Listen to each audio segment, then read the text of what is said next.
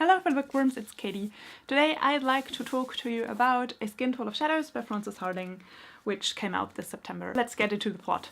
We begin with 12-year-old Makepeace, our main protagonist. She suffers from nightmares and almost every night she wakes up screaming. Makepeace and her mother live in a little village with her aunt and uncle. Makepeace doesn't know her father. Her mother ran away from him when Makepeace was not even born yet. Makepeace's mother decides one night that it is now time that Makepeace starts training fighting ghosts, because Makepeace has a gift that she can host ghosts in her body. Makepeace, however, doesn't really understand why she has to do that. She gets increasingly angry with her mother and demands to know who her father is and where she actually came from.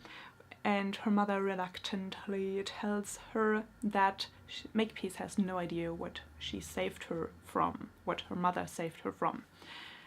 And, well, we start off from there. The plot was actually very hard to describe, and that is because a lot happens in this book. There are many twists and turns. The plot is sectioned in 7 parts. There's not really a lot that I can tell you about the plot because I don't want to spoil it, so let's talk about the characters. And actually I can really just talk about Makepeace because she is our main protagonist and the other characters are barely in the story. We don't really get to know anyone besides Makepeace. About Makepeace, her intelligence seems to rise and fall to the convenience of the plot. Sometimes she's smart and gets out of situations by herself, and sometimes she's incredibly stupid and gets herself into a lot of trouble. And sometimes that is used to, you know, make things in the plot happen. Because we don't really get to know anybody else in the story, I wasn't really able to bond with anyone, with another character. I wasn't even really able to bond with Makepeace for that matter, but especially the relationship between Makepeace and her half-brother James, which serves as a motivation for Makepeace to, you know, take action and make things in the plot actually happen, was a little bit, you know, I didn't really feel it. I couldn't really connect to them. I didn't really feel their connection. That was because of the writing. The writing was very descriptive, you know, but very vaguely descriptive. It was very odd. We get a lot of description, but, you know, not really. Also, we get almost everything told and not shown. We get, for example, told that Makepeace and James have this brother-sister relationship, but we don't get it shown. And that was why I couldn't connect to them, and why I ultimately didn't care for them, and why I wasn't really, you know, excited for Makepeace and her motivation to act. Most of the time the reader actually gets told what Makepeace is feeling or what the reader is supposed to feel in this moment. And also the writing was very repetitive.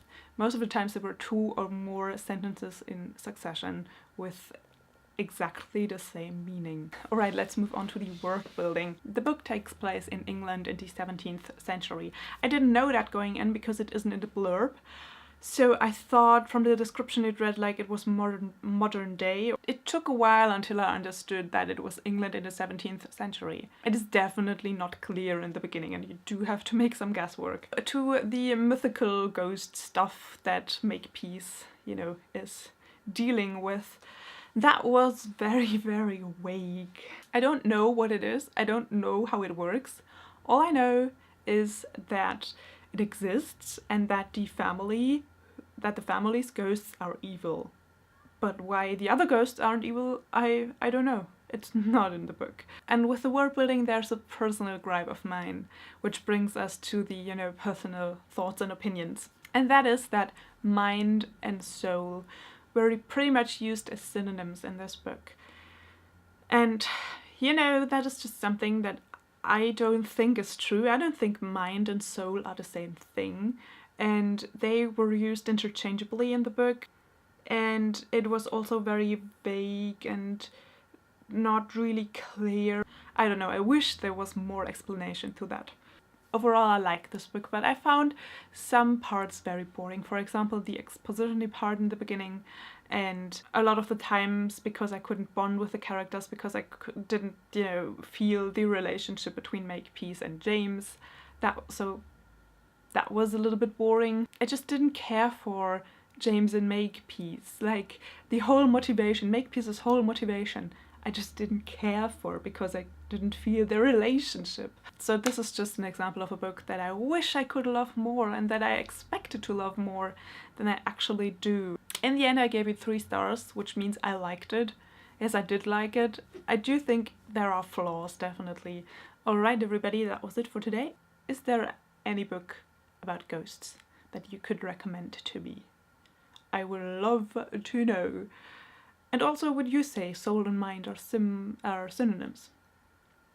I would love to know that very much. That's a question that I'm asking myself very often. So, with that not complex question at all, I hope you're having an awesome day.